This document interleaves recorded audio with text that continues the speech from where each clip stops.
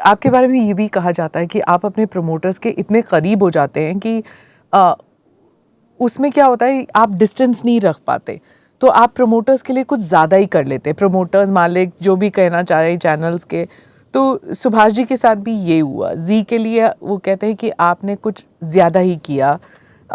वो नवीन जिंदल वाला केस मैं कहूँगी, at that time even I felt that कि why is Sudhir doing this, क्या ज़रूरत है ये करने की। अब वो वाला किस्सा मुझे बता सकते हैं आप?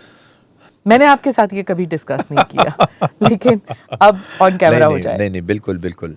तो देखिए, उस केस के बारे में मैं इतना आपको कहना चाहता हूँ कि वो केस गलत था। वो केस आज भी मैं आपको बोलता हूँ, वो केस झूठ था। और अगर वो झूठ नहीं होता, वो केस गलत नहीं होता, तो वो केस कभी बंद नहीं होता।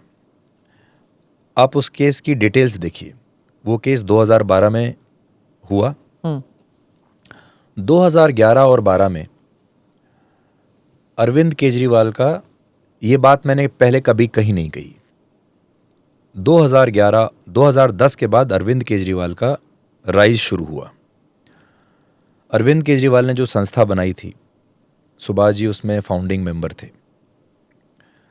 और जब ये सब प्रोटेस्ट चल रहा था, अन्ना हजारे वाला, ये फाइट अगेंस्ट करप्शन, तब मैं जी का संपादक था।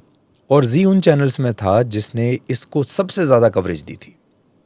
हमने उसको बहुत कवरेज दी, क्योंकि उस समय मुझे लगता था कि ये एक बहुत बड़ा बदलाव आ सकता है हमारे देश में, और जो हो रहा है ये एक बहुत अच्छी बात हो रही है।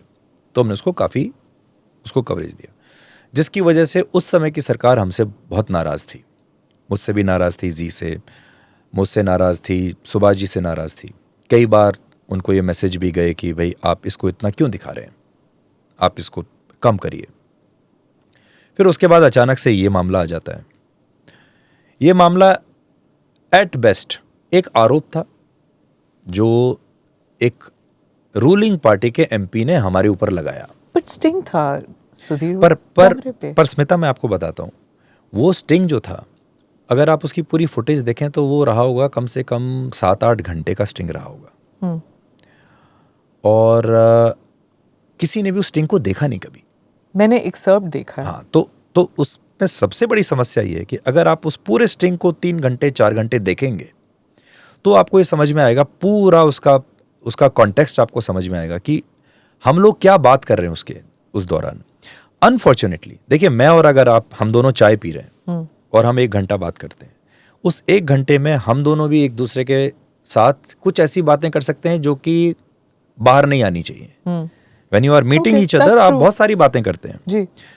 तो उस इतने लंबे स्ट्रिंग का एक 1.5 या 2 मिनट का एक पोर्शन बाहर आता है, और उसके ऊपर आप ये आरोप लगा दिया जाता है कि आप उससे पैसा मांग रहे थे। पैसा ना तो आपने लिया, ना उसका कोई सबूत है। सिर्फ उस घंटों के स्ट्रिंग में से एक जगह आपने, वो भी ये बात नहीं है कि कोई मांग रहा है, वो it leads to this imagination कि ऐसा हो रहा होगा। उसके बाद वो केस होता है। फिर आप कह रहे थे कि स्टोरी किल कर देंगे। नहीं, तो मैं आपको बताता हूं कि उसमें हमने उनको क्या कहा था। उन्होंने हमसे ये कहा कि आप हमारे साथ एक एडवर्टाइजिंग का कॉन्ट्रैक्ट कर लीजिए। है ना, किसी भी चैनल में एडवर्टाइजिंग का कॉन्ट्रैक्ट कितना बड़ा होगा? 2 करोड़, 4 करोड़, 5 करोड़, इससे ज्यादा कॉन्ट्रैक्ट बड़ा नहीं होता। हाँ, तो हमने उसमें हम एक पूरा कॉन्ट्रैक्ट लेके गए, जिसमें हमने उसको एक, आप ये समझ लीजिए कि एक इमेजिनरी फिगर हमने उसमें डाला। क्योंकि अगर आप उसमें 5 करोड़ डालेंगे तो it will actually look like a normal contract. आपके चैनल में अगर कोई एडवर्टाइजर आता है और वो आपके साथ पूरे साल की एक डील करता है, तो क्या करेगा कि मैं आपके साथ एक डील कर रहा हूँ, ये 5 करोड़, 8 करोड़, 10 करोड़, इससे ज़्यादा प्राइस नहीं है, इससे ज़्यादा नहीं है, तो वो नेचुरल लगेगा। पर अगर हमने आप उसमें एक फिगर डाला, मान लीजिए 1000 करोड़ डाला, और आप उसको हमारे साथ साइन कर लेते हैं, तो आप ये प्रूव कर पाएंगे कि 1000 करोड़ का जब प्राइस है 2 करोड़ का, तो आपने 1000 करोड़ हमें क्यों दिया? तो वो दोनों पार्टी एक्चुअली एक दूसरे के, हमें नहीं पता था, वो भी शायद हमारे साथ यही कर रहे थे और हम भी उनके साथ यही कर रहे थे। किसी ने भी उस कॉन्ट्रैक्ट को कभी नहीं देखा जो कॉन्ट्रैक्ट हम लेकर गए थे, और हमने उनको कहा था कि ये कॉन्ट्रैक्ट आप साइन करिए। तो जो चीज़ उसमें से मिसिंग है, मैं आपको वो बता रहा हूँ। उसमें जो रिपोर्टिंग में जो मिस हुआ वो ये कि वो कॉन्ट्रैक्ट जो हमारे हाथ में था, जो हमने कहा कि इस कॉन्ट्रैक्ट पे आप साइन कर दीजिए, और जब आप इस पे साइन कर देंगे तो फिर ठीक है, फिर हम देख लेंगे कि क्या करना है, वी विल हेल्प यू। वो कॉन्ट्रैक्ट साइन हो जाता, लेकिन उस वक्त पूरी पुलिस, पूरी व्यवस्था वो पूरी बायस्ड थी, और उन्होंने उसको इतना बड़ा बना दिया, उसको ऐसे बना दिया कि जैसे पता नहीं हम लोगों ने क्या किया। फिर इसकी इंक्वायरी हुई। 2014 तक, जब तक ये सरकार रही, उन्होंने हमें बहुत परेशान किया। जेल भी गए आप? मुझे अरेस्ट किया। सबसे बड़ी बात, आपने पहले एक केस लगाया नॉन बेलेबल, अरेस्ट कर लिया। जैसे ही मैं बाहर आया, दूसरा केस उसी मामले से रिलेटेड, दूसरा केस फिर नॉन बेलेबल, फिर उसमें आपने जैसे तैसे कहीं से बेल ली, फिर उसी मामले में तीसरा केस नॉन बेलेबल। ऑफेंस क्या था कि नॉन बेलेबल हो? चुन चुन के वो सारे ऑफेंस लगाए जो नॉन बेलेबल हो, क्योंकि आपको बार बार अरेस्ट करना है। क्या था मतलब? आपने पैसा ना गया इधर से, ना लिया गया? कुछ नहीं हुआ। तो उसमें उन्होंने जो लगाया, पहले ब्लैकमेल का लगाया। ब्लैकमेल में भी अलग अलग धाराएं हैं। एक ब्लैकमेल होता है जो बेलेबल है, एक धारा होती है जो नॉन बेलेबल है। एक्सटॉर्शन में ज़्यादातर धाराएं जो हैं वो बेलेबल हैं, लेकिन एक धारा है जो नॉन बेलेबल है। तो हर चीज़ में वही धारा लगाई। 120B उसको नॉन बेलेबल करके बनाया, 420 उसको नॉन बेलेबल करके बनाया। तो जब ये चार्जशीट गई 2013 में कोर्ट में, तो कोर्ट ने जितनी भी कमियां थीं सारी पहली ही हियरिंग में सारी निकाली, और कोर्ट ने कहा कि ये सारी धाराएं जो हैं ये तो गलत हैं। जैसे मैं आपको बताता हूँ, कोर्ट ने उनसे पूछा कि आपने इनके ऊपर ये आरोप लगाया है कि 100 करोड़ का एक्सटॉर्शन है, तो जो एक्सटॉर्टेड ऑब्जेक्ट है या जो भी चीज़ एक्सटॉर्ट की है वो आपने बरामद कर ली? तो पुलिस ने कहा कि नहीं। तो उन्होंने कहा कि वो पैसा कहाँ है जो इन्होंने एक्सटॉर्ट किया है? सर वो it did not change hands, वो पैसा तो लिया ही नहीं। तो कोर्ट ने कहा तो फिर आपने एक्सटॉर्शन की धारा क्यों लगाई? ज़्यादा से ज़्यादा इसमें आपको लगाना चाहिए था attempt to extortion, attempt to extort which is bailable.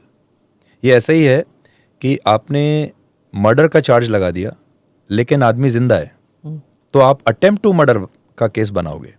इसमें आदमी जिंदा है, आपने मर्डर का चार्ज लगाया। एक और लूप होल उन्होंने निकाला कि आप कह रहे हैं कि इसमें 420 धोखा भी है और ब्लैकमेल और एक्सटॉर्शन भी है। तो एक तो होता है कि आपने धोखे से आपको बहका के पैसा ले लिया, दूसरा होता है कि आपने एक्सटॉर्शन होता है धमका के। तो दोनों सेक्शंस कभी एक साथ नहीं लगेंगे। तो ये कह के कोर्ट ने उस चार्जशीट को वापस कर दिया और कहा कि हम इस चार्जशीट का कॉग्निसेंस, संज्ञान हम नहीं ले सकते। कितनी देर लगा? ये 2013 की बात है। 2012 में उन्होंने मुझे अरेस्ट किया। कितने महीने लग गए? आप ये समझ लीजिए कि 2012 में करने के बाद उन्होंने शायद 3 या 4 महीने के बाद 90 डेज का रहता है। उस दौरान आप 2 बार जुडिशियल कस्टडी में गए? नहीं, ये भी बहुत बड़ा वो है। एक बार उन्होंने मुझे अरेस्ट किया, वंस। उसके बाद उन्होंने वापस आने के बाद मेरे ऊपर बहुत सारे केसेस लगाए, एक के बाद एक। आप समझ लीजिए कि मैं बाहर निकलता था, मेरे ऊपर एक नया केस आ जाता था। आप याद कीजिए, सब जिंदल के थ्रू हो रहा था? सब उस सरकार के थ्रू हो रहा था, सब दिल्ली पुलिस के थ्रू हो रहा था, और सब होम मिनिस्ट्री के थ्रू हो रहा था। जैसे ये जो जिंदल वाला केस है, उस समय सुशील कुमार शिंदे थे। अच्छा। और दिल्ली पुलिस के कमिश्नर थे नीरज कुमार। तो जैसे ये जो जिंदल वाला केस है, इस पे 3 केसेस लगाए अलग अलग। मैं इसलिए पूछ रही क्योंकि कहा जाता था कि Subhash Chandra and Jindal couldn't get along, इसलिए ये सब हो रहा था। उसमें आप देखिए कि हरियाणा पॉलिटिक्स, उन्होंने जो अक्यूज्ड बनाया, हाँ, वो एक्चुअली सुभाष जी को अक्यूज्ड बनाया। सुभाष जी के जो बेटे हैं पुनीत गोयन का, उनको अक्यूज्ड बनाया। सुभाष जी के जो भाई हैं जवाहर गोयल, उनको अक्यूज्ड बनाया। और इन तीनों के साथ मुझे और मेरे कलीग थे समीर आलूवालिया, हमको बनाया। मेन टारगेट एक्चुअली मैं नहीं था, मेन टारगेट सुभाष जी थे। लेकिन उस समय की स्थिति ऐसी बनी, and I think that time Subhash ji was not even here also, he was not in India, वो दुबई में थे। तो इन्होंने तुरंत हाथ साफ कर दिया। लेकिन ये जो पूरी कॉन्स्पिरेसी थी, ये पूरे एक ग्रुप को ख़त्म करने की थी। और इसीलिए उसमें सुभाष चंद्रा का नाम है, पुनीत गोयल का नाम है, जवाहर गोयल का नाम है। पर उन्हें तो अरेस्ट नहीं किया। उनको नहीं किया, वो अलग बात, वो एक अलग इशू हो गया। ओके। पर अगर मैं अपने केस की मेरिट्स पे जाऊं तो 3 केसेस उन्होंने इस पे लगाए, जबकि आमतौर पर होना ये चाहिए कि आपका केस एक है, आप उसमें धाराएं जोड़ते जाएंगे कि इसमें ये धारा, ये धारा, ये धारा।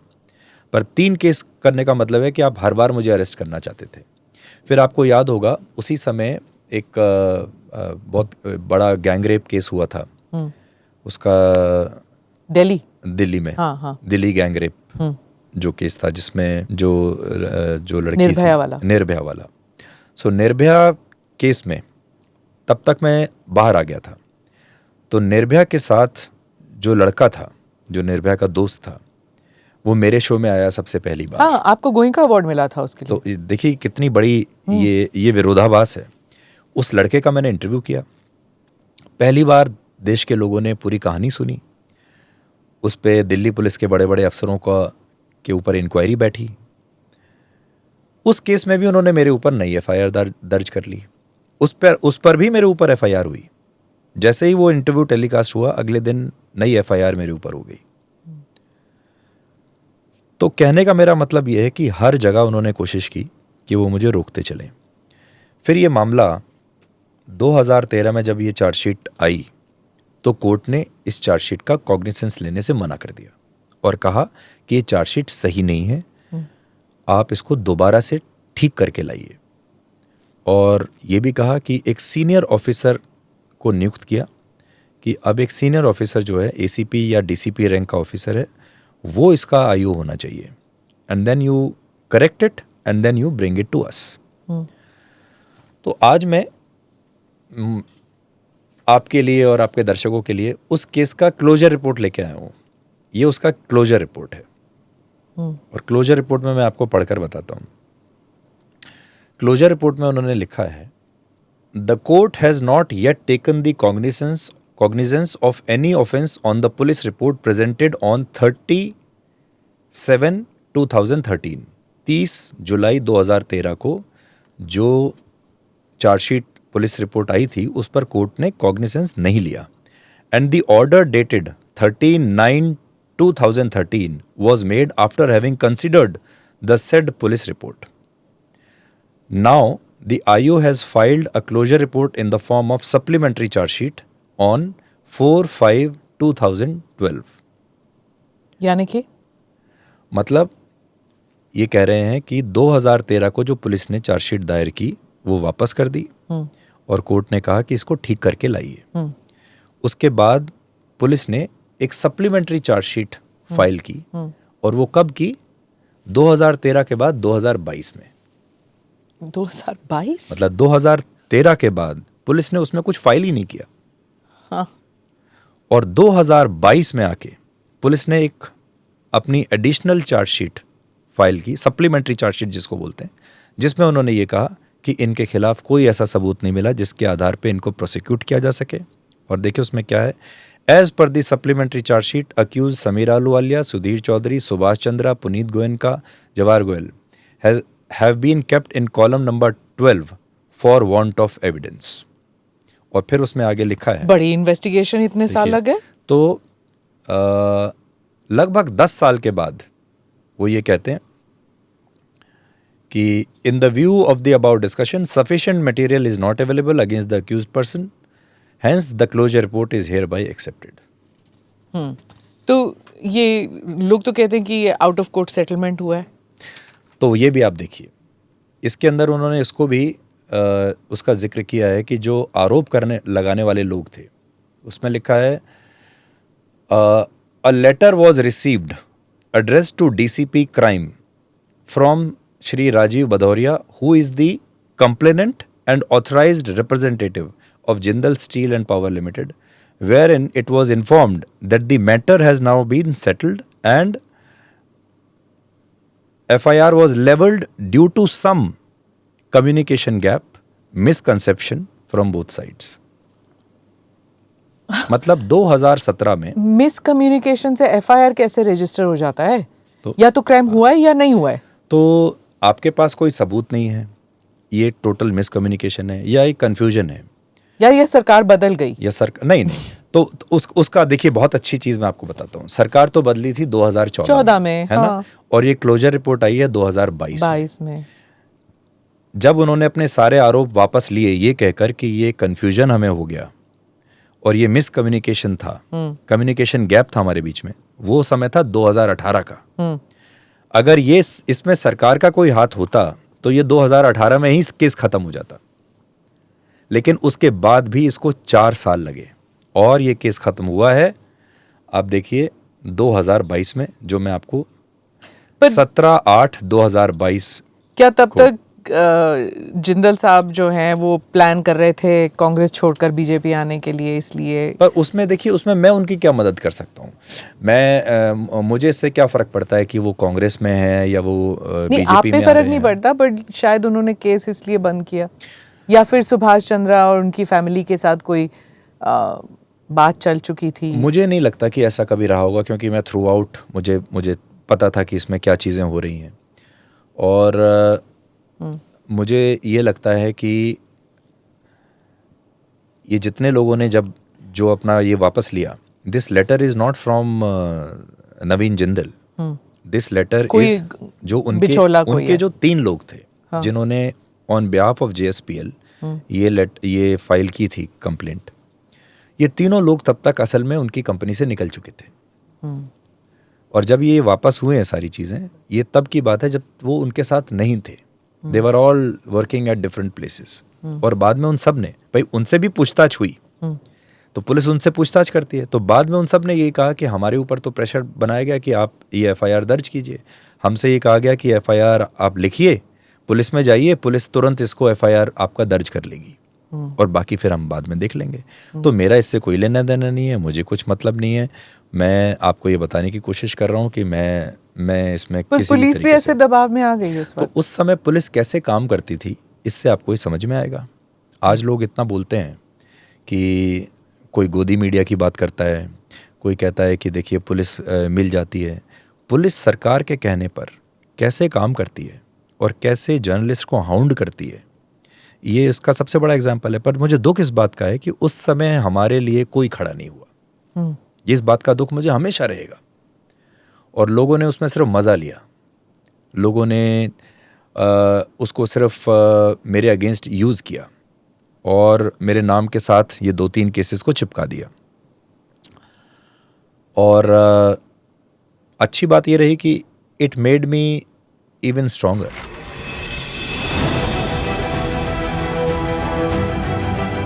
नमस्ते, जय Hind. You're watching ANI podcast with Smita Prakash. अगर हम उसको मस्जिद कहेंगे तो फिर विवाद होगा। The issue is टूटा है क्या भारत? 400 पार का मतलब ये है कि संविधान खतरे में है। क्या हम लोग ये निर्देश देते हैं कि फला को गिरफ्तार करके जेल डाल दें? वही तो कह रहे हैं सब। ये बेबुनियाद निराधार आरोप। सच्चा सुनना चाहो देखो स्मिता प्रकाश ANI, it does not lie।